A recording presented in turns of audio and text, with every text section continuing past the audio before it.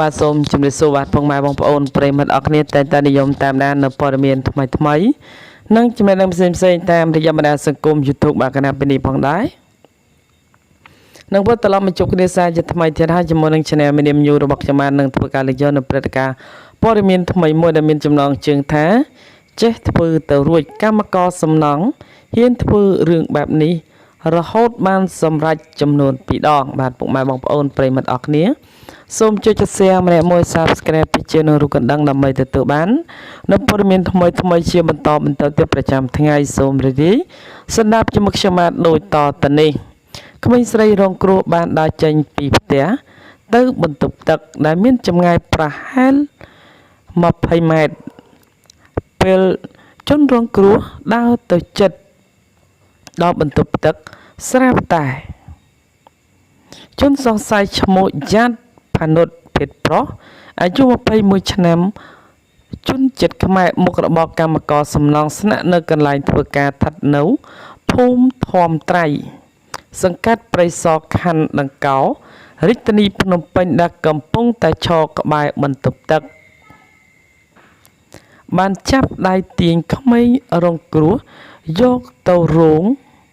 ធ្វើចង្ក្រានដីដែលមានចម្ងាយពីផ្ទះជនរងគ្រោះប្រហែល50ម៉ែត្រហើយជនសង្ស័យបានធ្វើសកម្មភាពចាប់ខ្ទប់ក្មេងស្រីរងគ្រោះទៅនឹងជញ្ជាំងរោងនិងគំរាមក្មេងស្រីរងគ្រោះមិនឲ្យស្រែករួចចាប់អោបថើបផ្ដួល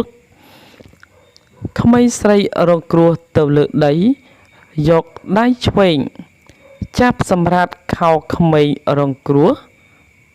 ហើយធ្វើសកម្មភាពរំលោភខ្សែផ្សន្តិវៈលើក្មេងរងគ្រោះបានសម្រេចចំនួន2ដងក្រោយពីធ្វើសកម្មភាពរួចជនសង្ស័យក៏បានឲ្យជនរងគ្រោះត្រឡប់ទៅផ្ទះវិញចំណែករូបគេក៏បានដើរទៅកន្លែងស្នាក់នៅក្នុងរោងកម្មករពេលក្មេងស្រីរងគ្រោះដើរទៅដល់ផ្ទះត្រូវបានម្ដាយបង្កើតឈ្មោះឈួនវុធាភេទស្រីអាយុ36ឆ្នាំជនជាតិខ្មែរមុខរបរលក់ដូរមានទីលំនៅភូមិធម្មត្រៃសង្កាត់ព្រៃសរខណ្ឌដង្កោរាជធានីភ្នំពេញត្រូវជាម្ដាយបង្កើតរបស់ក្មេងស្រីរងគ្រោះឈ្មោះពងលហអាយុ14ឆ្នាំមានការសង្ស័យដោយឃើញក្មេងស្រីរងគ្រោះស្លេកស្លាំងដើរឆ្លេឆ្លាចុះឡើងទឹកមុខមានសភាពស្លេកស្លាំងក៏បានសួរក្មេងស្រីរងគ្រោះទើបបានដឹងរឿងរ៉ាវខាងលើហើយគាត់បាននាំ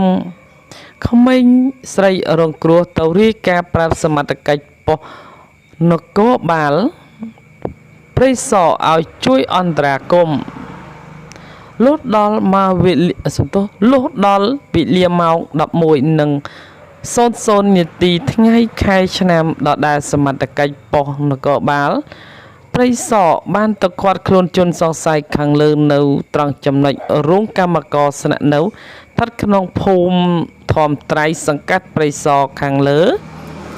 រួមនឹងវត្ថុតាំងយកមកធ្វើជាការសាកសួរនៅអធិការដ្ឋាននគរបាលខណ្ឌដង្កោតាមនីតិវិធីក្រោយពីធ្វើការសាកសួរជនសង្ស័យបានឆ្លើយសារភាពប្រាប់សមត្ថកិច្ចថារូបគេពិតជាបានធ្វើសកម្មភាពរំលោភខ្សែផ្សន្តិវៈលើក្មេងស្រីរងគ្រោះបានសម្រេចចំនួន2ដងពិតប្រាកដមែនវត្ថុតាំង